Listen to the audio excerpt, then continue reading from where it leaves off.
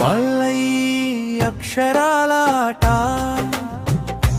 పదాలు చదివే చిన్నారి బాట,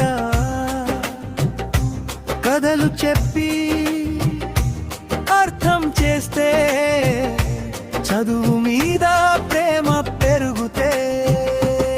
ఫెలెన బంగారు బాట, చదువు లెక్కలే మన చిన్నారి తోట. ఫెలెన వెలుగు దీపం, భవిష్యత్తుకి ఇది తొలి మెట్టు మార్గం.